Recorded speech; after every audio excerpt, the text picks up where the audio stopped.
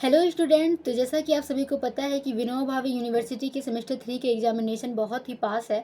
तो आज हम पीवाईक्यू करने वाले हैं। 23 से 27, 24 से 28 बहुत सारे सेशंस होते हैं इसमें। तो हम जो है अभी 2022 से 26 वाले सेशन का जो भी क्वेश्चंस आया हुआ था सेमेस्टर 3 में जब वो एग्जाम दे रहे थे, उस क्वेश्चन को अभी हम देखेंगे और उसके आंसर्स भी साथ साथ करते जाएंगे। ये केमिस्ट्री ऑनर्स के लिए है, ठीक है। केमिस्ट्री मेजर 4 के बच्चों के लिए है।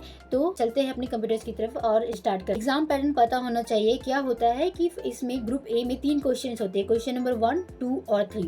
तो चलिए स्टार्ट करते हैं। सबसे पहले ग्रुप ए का क्वेश्चन है, बहुत ही शॉर्ट टाइप का क्वेश्चन है ये। नंबर 1 है, answer the following question in a few words और मैक्सिमम इन 1 सेंटेंस। यानी कि कोई भी क्वेश्चन यहाँ पर जो भी दिया हुआ है क्वेश्चन नंबर 1 में, उसमें आपको कुछ वर्ड्स में जवाब देने हैं या फिर एक सेंटेंस आप लिख सकते हो, ठीक है। एक मार्क्स का सारा क्वेश्चन है, 5 क्वेश्चन है, यानी कि आपके पास कुल कितने मार्क्स हो गए, 5। तो ये 5 मार्क्स का होगा और ये जो है आपको स्कोरिंग होता है। अगर आप सही कर दिए तो आपको डायरेक्टली 1 नंबर मिल जाता है। तो सबसे पहला क्वेश्चन है, right the formula and name of the conjugate base of bicarbonate ion, ठीक है। ये हमारे पास बाइकार्बोनेट आयन दिया हुआ है और यहाँ पर हमें क्वेश्चन पूछा जा रहा है कि बाइकार्बोनेट आयन की कंजुगेट बेस का क्या नाम होता है, ठीक है, और उसका फॉर्मूला क्या होता है। तो बाइकार्बोनेट आयन का फॉर्मूला होता है HCO3-, ठीक है। HCO3- बाइकार्बोनेट का फॉर्मूला होता है। तो इसका जब आप कंजुगेट बेस बनाओगे, कंजुगेट बेस कैसे बनाते हैं, जो भी आपके पास कंपाउंड दिया हुआ है उसमें से H+ को रिलीज कर दो तो वो कंपाउंड कहलाता है कंजुगेट बेस। जो बनेगा वो कंपाउंड हो जाएगा कंजुगेट बेस, ठीक है। तो यहाँ से H+ जैसे ही रिलीज होगा, ठीक है, तो क्या बन जाएगा, CO3- था, अब CO3 2- में चेंज हो जाएगा। यहाँ थोड़ा सा गलती है, यहाँ पर आप 2 कर लेना, ठीक है। CO3 2- चार्ज कितना हो जाएगा, 2-। तो फॉर्मूला होता है CO3 2- और इसका नाम होता है कार्बोनेट आयन। CO3 2- को हम कहते हैं कार्बोनेट आयन। तो ये सबसे पहला क्वेश्चन का आंसर है। क्वेश्चन नंबर बी है, 1 newton per metre square is equal to dash dyne per centimetre square, ठीक है। तो यहाँ पर मैं अपनी कॉपी में ले जाती हूँ आपको और दिखाऊंगी यहाँ पर। तो 1 न्यूटन जो होता है वो होता है 10⁵ डाइन के बराबर और मीटर जो होता है वो 100 सेंटीमीटर के बराबर होता है, ठीक है। तो यहाँ पर इस फॉर्मूला में इस वैल्यू को जब पुट करोगे तो आपके पास आंसर आएगा 10, यानी कि ये वाली वैल्यू जो है वो 10 डाइन पर सेंटीमीटर स्क्वायर के बराबर होती है। तो इसका आंसर हो जाएगा 10। आप यहाँ पर क्या भरोगे, यहाँ पर आपका आंसर हो जाएगा 10, ठीक। क्वेश्चन नंबर सी की ओर बढ़ते हैं। सी है हमारे पास, what is the SI unit of surface energy, यानी कि सरफेस एनर्जी का एसआई यूनिट क्या होता है। तो इसका एसआई यूनिट होता है जूल पर metre square. Question number D है, give an example of amphipathic compound. अब एम्फीफेटिक कंपाउंड आप लोगों ने कभी नहीं सुना है तो सुनो। एम्फीफेटिक कंपाउंड उसको बोलते हैं जिसमें हाइड्रोफिलिक नेचर भी होता है और हाइड्रोफोबिक नेचर भी होता है, ठीक है। हाइड्रोफिलिक नेचर यानी कि वाटर लविंग, हाइड्रोफोबिक नेचर यानी कि वाटर से दूर जाने वाला, उसको वाटर पसंद नहीं है। तो ऐसा एग्जाम्पल आपको यहाँ देना है। तो आंसर हो जाएगा फॉस्फोलिपिड। फॉस्फोलिपिड में 2 कंपाउंड्स होते हैं, 2 मॉलिक्यूल्स होते हैं, फॉस्फेट और लिपिड। फॉस्फेट जो होता है वो वाटर लविंग होता है यानी कि हाइड्रोफिलिक है, और लिपिड ग्रुप जो होता है वो हाइड्रोफोबिक होता है, ठीक है। तो ये इसमें क्योंकि फॉस्फोलिपिड में दोनों पाए जा रहे हैं तो इसे हम क्या कहेंगे, एम्फीफेटिक कंपाउंड कहेंगे। क्वेश्चन नंबर ई है, which gas has the lowest value of van der Waal constant a. जब आप वंडरवाल इक्वेशन पढ़ोगे तो वहां पर 2 कांस्टेंट आते हैं, ए एंड बी। यहाँ पूछा जा रहा है कि कौन सी ऐसी गैस है जिसकी वंडरवाल कांस्टेंट ए की वैल्यू बहुत ही कम होती है। तो वो गैस है हीलियम, ठीक है। हीलियम का वंडरवाल कांस्टेंट ए की वैल्यू सबसे कम होती है, पूरे गैसेस में देखा जाए तो हीलियम का सबसे कम वैल्यू होता है, ठीक है। तो बढ़ते हैं अब हमने नेक्स्ट क्वेश्चन की ओर। हमारा ये हो गया पहला क्वेश्चन कंप्लीट है। हमारा सेकंड क्वेश्चन है, पूछा गया था, write down the van der Waals equation for n moles of a real gas and give the significance of terms involve in it. यानी कि हमें यहाँ पर वंडरवाल इक्वेशन लिखना है, ठीक है। उसके बाद उसमें जो जो टर्म्स आ रहे हैं उसके बारे में बताना है, क्या सिग्निफिकेंस है उसका, यहाँ पर ये क्या कर रहे हैं। तो सबसे पहला जो क्वेश्चन है, right down the van der Waals equation of n moles, तो इसका आंसर हो जाएगा, वंडरवाल फार्मूला क्या होता है, P + AN² V² V - NB = nRT। ये वाला इक्वेशन है किसका, वंडरवाल इक्वेशन का ये फार्मूला होता है। अब यहाँ पर देखो, ये हमारे पास जो दिया हुआ है P + AN² V² V - NB = nRT, इसमें क्या क्या है। यहाँ पर P का मतलब है pressure of the gas, V का मतलब है volume of the gas, N का मतलब है number of moles of the gas, ठीक है, नंबर ऑफ मोल्स गैसेस, क्योंकि हम लोग वंडर वाल्स इक्वेशन जो होते हैं वो गैसेस के लिए देखते हैं, ठीक है। ये वंडर वाल इक्वेशन रियल गैस कहलाता है, तो रियल गैस की ही ये वैल्यू है।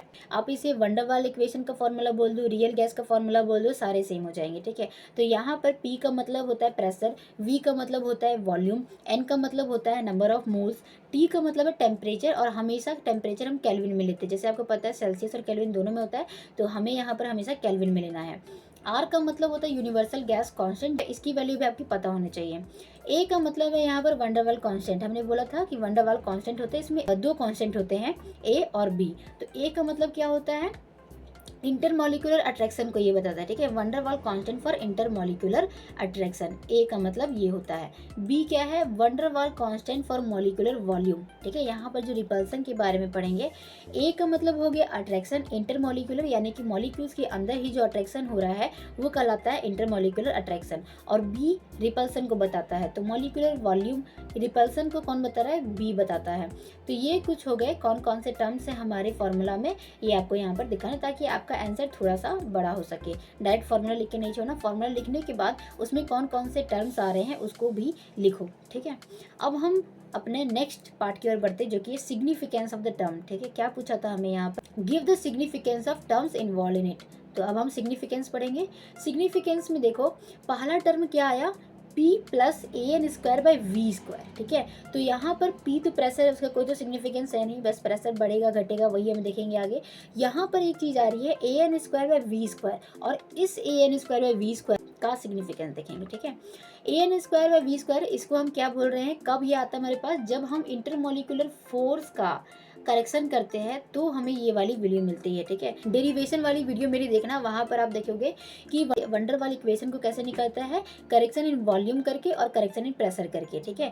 तो जब आप प्रेशर का करेक्शन करते हो या फिर फोर्स बोल लो, इंटरमोलिकुलर फोर्स या फिर प्रेशर, इसका जब करेक्शन करते हो तो आपको ये वाली वैल्यू मिलती है जो कि है a N square by we square, ठीक है। तो ये कहाँ से आई, करेक्शन फॉर इंटरमोलिकुलर फोर्स से या फिर करेक्शन इन प्रेशर से। इसका सिग्निफिकेंस क्या है, in real gases molecules attract each other. हम यहाँ पर जो भी बात कर रहे हैं वो रियल गैसेस के बारे में बात करें, आइडियल गैसेस के बारे में बात नहीं चल रही है, क्योंकि आइडियल गैसेस जो होती है वो PV is equal to NRT formula होता है। वंडरवाल कांस्टेंट जो है या फिर रियल गैस इक्वेशन जो हम देख रहे हैं, ये तो यहाँ पर सिर्फ और सिर्फ हम रियल गैसेस की बात करेंगे। तो इन रियल गैसेस हम यहाँ पर क्या देखते हैं कि मॉलिक्यूल जो होते हैं अट्रैक्ट करते हैं एक दूसरे को, जबकि आइडियल गैस में ऐसा नहीं था। नेक्स्ट है, this causes actual pressure to be lower than ideal gas pressure. इसके कारण क्या होता है कि जो प्रेशर होता है वो आइडियल गैस से कम होता है, क्योंकि अट्रैक्शन होता है, ठीक है, तो वो उसकी प्रेशर को कम कर देगी, फोर्स को कम कर देगी, जितना फोर्स है उसको टकराना चाहिए था अपने वॉल से, उस फोर्स से वो टकरा नहीं पाएगी। तो आइडियल गैस और रियल गैस के मुकाबले में रियल गैस का जो प्रेशर होता है वो आइडियल गैस के कंपेरिजन में कम होता है, ठीक है। The terms correct for this attraction, तो ये जो टर्म है ये क्या करता है, इस अट्रैक्शन के थ्योरी को करेक्ट करता है। हायर ए यानी कि ए की वैल्यू अगर ज़्यादा होगी तो अट्रैक्टिव फोर्स यानी कि अट्रैक्शन फोर्स भी उतना स्ट्रांग होगा, जितना ज़्यादा ए की वैल्यू उतना ज़्यादा अट्रैक्शन फोर्स, ठीक है। जैसे कि NH3 हो गया, CO2 हो गया, इनमें ए की वैल्यू ज़्यादा होती है। अभी हमने शॉर्ट आंसर क्वेश्चन में देखा कि किसकी ए की वैल्यू कम होती है, तो हीलियम की कम होती है, और ज़्यादा में आप देख सकते हो NH3 CO2 इन सब की ए की वैल्यू ज़्यादा होती है। तो जितना ज़्यादा ए की वैल्यू उतना ज़्यादा स्ट्रांग फोर्स, ठीक है। अब हम बढ़ते हैं अपने नेक्स्ट सिग्निफिकेंस में जो कि है NB। NB कहाँ से आएगा, वॉल्यूम के करेक्शन करने पे आता है, correction for finite molecular volume. अब हम देखिए इसका सिग्निफिकेंस क्या है, gas molecule occupy space so not all of V is free. क्योंकि गैसेस मॉलिक्यूल्स में हम क्या मानते हैं कि वो स्पेस को घेरती है, ठीक है, स्पेस ऑक्यूपाई करती है, तो वहाँ पर जो वॉल्यूम है वो फ्री नहीं है। हमने क्या देखा था आइडियल गैस में कि एक जो एटम होता है उसको पूरे वॉल्यूम के कंपैरिजन में नेग्लिजिबल माना जा रहा था, लेकिन जब हम रियल गैस का डेरिवेशन देखते हैं तो यहाँ पर हम एक भी एटम के वॉल्यूम को नेग्लिजिबल नहीं मानते हैं। तो अगर एटम नेग्लिजिबल नहीं है तो वो क्या करेगा, स्पेस ऑक्यूपाई करेगा। फर्स्ट जो लिखा हुआ है इसका कहना यही है कि जो गैसेस मॉलिक्यूल होती है वो स्पेस ऑक्यूपाई करती है, इसीलिए सारे के सारे वी जो होते हैं वो फ्री नहीं है, ठीक है। We subtract the excluded volume, और यहाँ पर हम क्या करते हैं, एक्सक्लूडेड वॉल्यूम को माइनस कर देते हैं, ठीक है। वी माइनस NB ये कहाँ से आता है वो आपको डेरिवेशन में मिलेगा, तो मेरी पिछले वाली वीडियो को जरूर देखना ताकि आपको ये पूरा अच्छे से क्लियर हो जाए। Excluded volume, the constant be reflect size of gas molecules. तो जो बी है यहाँ पर, जो कांस्टेंट है बी, वो क्या करता है, गैस मॉलिक्यूल्स के साइज को रिफ्लेक्ट करता है। थर्ड टर्म है हमारा NRT, same is ideal gas, ideal gas के जैसा आएगा, उसी के जैसा ही होगा। रिलेट्स टू काइनेटिक एनर्जी, और काइनेटिक एनर्जी से हम इसको रिलेट कर सकते हैं। जैसा कि आइडियल गैस इक्वेशन होता है PV is equal to NRT, और वंडर वाल गैस इक्वेशन होता है P plus A N square और V square V minus N B is equal to NRT. तो यहाँ पर भी एनआरटी और यहाँ पर भी एनआरटी दोनों सेम है, ठीक है। तो ये आइडियल गैस के सेम हो जाएगा, और क्या लिखा हुआ है, काइनेटिक एनर्जी से ये रिलेट कर सकता है। बाकी इधर हम प्रेशर पे करेक्शन करते हैं और वॉल्यूम पे करेक्शन करते हैं।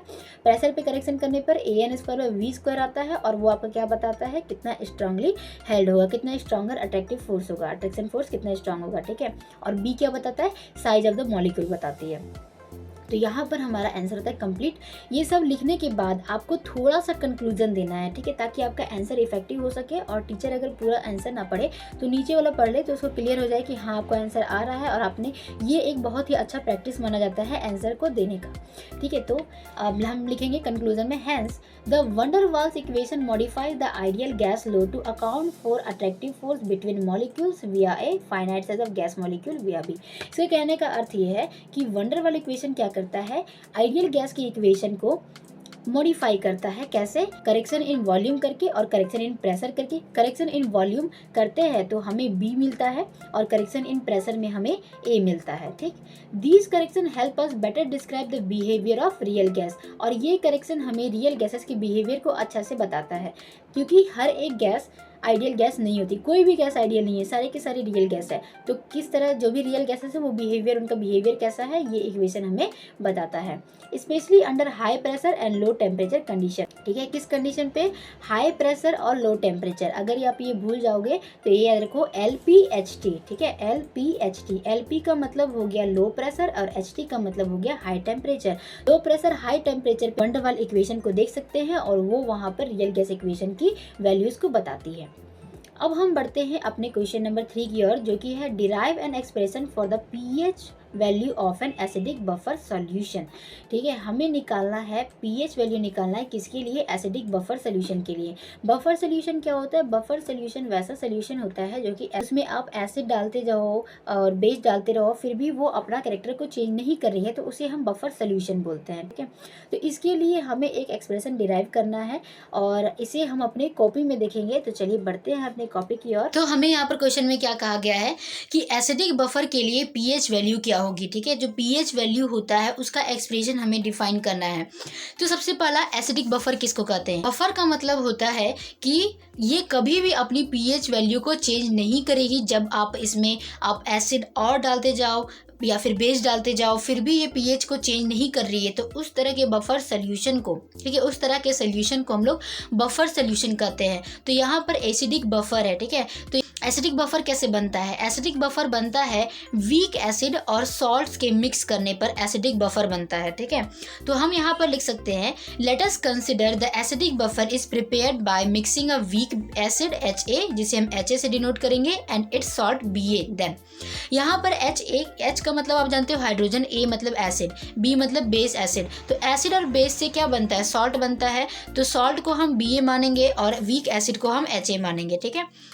अब यहाँ पर आगे क्या है, HA जब डिसोसिएट होगा तो ये H प्लस और A माइनस में टूटेगा। उसी तरह BA जो सॉल्ट है उसको आप डिसोसिएट करोगे तो ये B प्लस और A माइनस में टूटेगा। ये हमारी रिएक्शन नंबर 1 हो गई, और ये रिएक्शन 2 हो गया। अब यहाँ पर हमने पढ़ रखा है आयनिक इक्विलिब्रियम में law of mass action. Law of mass action में हम क्या देखते हैं, डिसोसिएशन कांस्टेंट किसके बराबर होता है, product of concentration of the product, ये इसके बराबर डिवाइड में हमारे पास जो इधर दिया हुआ है, ठीक है। यानी कि राइट हैंड साइड में जो भी दिया हुआ है उसका कॉन्सेंट्रेशन का प्रोडक्ट हमें ऊपर करना होता है, और जो लेफ्ट हैंड साइड में है ये जो HA है, ये इसका कॉन्सेंट्रेशन हमें नीचे लिखना है।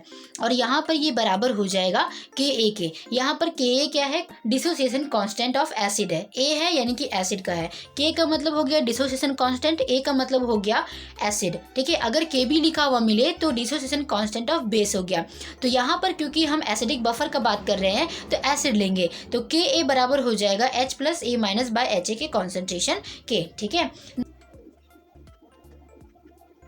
यहाँ पर देखो, यहाँ पर का जो हमें रिएक्शन मिला, इससे हम क्या निकाल सकते हैं, Ka, ये जो Ha का कॉन्सेंट्रेशन है इसे हम इधर लेकर के चले जाएंगे, ठीक है। यहाँ पर ये मल्टीप्लाई, क्रॉस मल्टीप्लाई करोगे तो ये Ha इसके साथ मल्टीप्लाई हो जाएगा, और इधर क्या हो गया, H प्लस का कॉन्सेंट्रेशन और A माइनस का कॉन्सेंट्रेशन। इसे हम इस तरह से लिख सकते हैं। अब क्या है कि हमें चाहिए H प्लस का कॉन्सेंट्रेशन, ठीक है, H प्लस, यानी कि इसे हमें निकालना है। तो ये क्या हो जाएगा, ये H प्लस को इधर रहने दो, ये वाली वैल्यू पूरी यहाँ पर रहेगी Ka, Ha का कॉन्सेंट्रेशन का प्रोडक्ट, ठीक है, और डिवाइड में ये हो जाएगा A माइनस। हमने क्या किया, इस वाली वैल्यू को यहीं रहने दिया, और ये जो A माइनस है उसे हम वहाँ पर डिवाइड में लेकर के चले गए। तो ये वाली वैल्यू हमारे पास आती है, इसे हम इक्वेशन मानेंगे। इसे, ये इक्वेशन हमारा 3 था और ये इक्वेशन हो गया 4। अब हम क्या करेंगे, लॉग से दोनों तरफ मल्टीप्लाई कर देंगे, ठीक है। तो हमारे पास क्या हो जाएगा, इधर हमने log 10 ले लिया तो log 10 H प्लस हो जाएगा, ठीक है। यहाँ पर भी हमने log 10 ले लिया तो ये हो जाएगा log 10, और पूरी की पूरी वैल्यू को आप यहाँ पर लिख दो।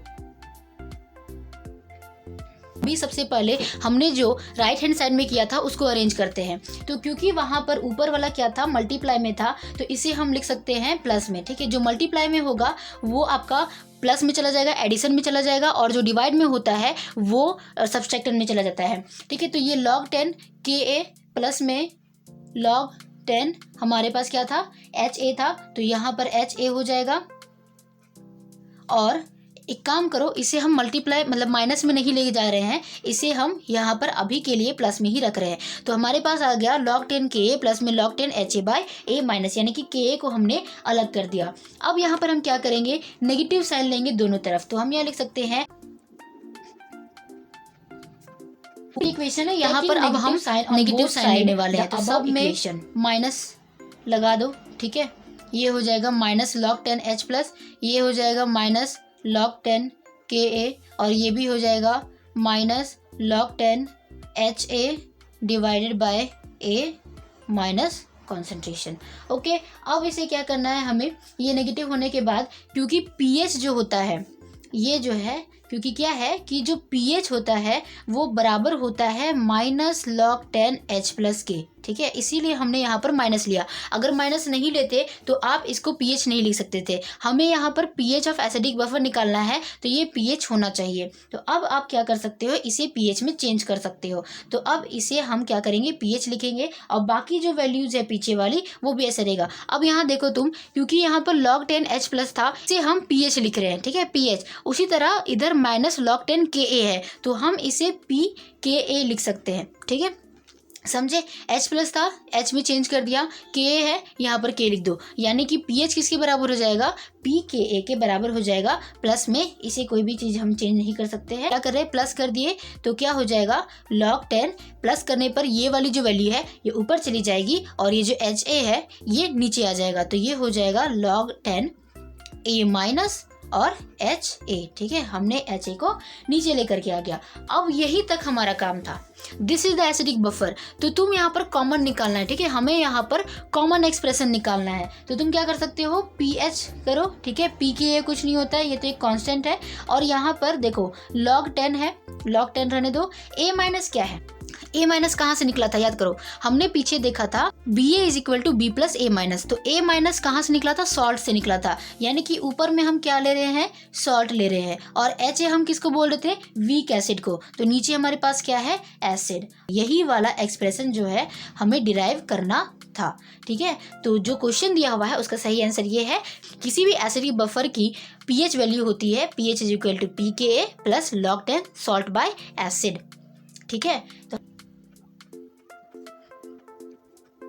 हम यहाँ लिख सकते हैं this is the required. I hope आपको समझ में आ गया होगा कि हमने इसे कहाँ से लाया। एक बार रिवीजन कर लेते हैं। हम देख रहे थे एसिडिक बफर के लिए एक्सप्रेशन, ठीक है। तो एसिडिक बफर कैसे बनता है, वीक एसिड और किसी सॉल्ट्स के मिक्सिंग से बनता है। तो वीक एसिड को हमने Ha माना, इसको डिसोसिएट किया तो H प्लस A माइनस में टूटा। सॉल्ट Ba माना, इसे डिसोसिएट करा तो B प्लस और A माइनस में टूटा। लॉ ऑफ मास एक्शन के लिखने का ये तरीका होता है जहाँ पर dissociation constant of acid is equal to होता है H प्लस A माइनस के प्रोडक्ट के कॉन्सेंट्रेशन के बराबर और HA का डिवाइड कर देते हैं यहाँ पर, ठीक है। तो हमने क्या किया, इस HA को इधर लेकर के चले गए क्रॉस मल्टीप्लाई करके, क्रॉस मल्टीप्लीकेशन करने पर ये वाली रिजल्ट आई। अब यहाँ से हमें H+ की वैल्यू चाहिए, तो H+ को यही रहने दिया, A- जो इसके साथ मल्टीप्लाई में था उधर जा करके वो डिवाइड में हो जाएगा। यहाँ से इक्वेशन 4 हमें मिल गया। अब हमने क्या किया, यहाँ पर log 10 लिया दोनों तरफ। log 10 लेने के बाद हमें नेगेटिव साइन भी चाहिए था, तो नेगेटिव साइन भी ले लिया दोनों तरफ। अब क्योंकि -log 10 H+ किसके बराबर होता है, PH के बराबर, तो ये हम लिख सकते हैं PH। उसके बाद यहाँ पर हमने क्या किया, देखो -log 10 Ka किसके बराबर हो जाएगा, PKa के बराबर हो जाएगा। ये वाली चीज़ किसी के बराबर नहीं होती है, इसीलिए वो सेम हो गई। यहाँ पर हमने माइनस से प्लस किया, इसीलिए जो A- है वो ऊपर चला गया और ये जो HA है वो नीचे चला गया, ठीक है। तुम जानते होगे माइनस प्लस का क्या होता है, ऊपर नीचे मैथ तुमने थोड़ा सा पढ़ रखा है, ठीक है। तो माइनस का प्लस में करने पर नीचे वाली वैल्यू ऊपर चली जाती है। अब यहाँ पर देखो, यही तक हमें करना था। A- क्या था, सॉल्ट था, HA क्या था, एसिड था, और ये निकल जाता है एसिडिक बफर के लिए pH वैल्यू, और ये सारे के सारे एसिडिक बफर के लिए रिक्वायर्ड रिएक्शन होता है, रिक्वायर्ड एक्सप्रेशन होता है। तो आई होप तुम्हें समझ में आ गया होगा। आई होप आपको वीडियो अच्छा लगा होगा, मैंने जो भी समझाया आपको अच्छे से क्लियर हो गया होगा। तो अगर आपको वीडियो अच्छी लगी तो वीडियो को लाइक करें, चैनल को सब्सक्राइब करें। मिलते हैं नेक्स्ट वीडियो में, जिसमें हम क्वेश्चन नंबर 4, 5, 6, 7 यानी कि ग्रुप बी के क्वेश्चन आंसर को हम सॉल्व करेंगे। Thank you.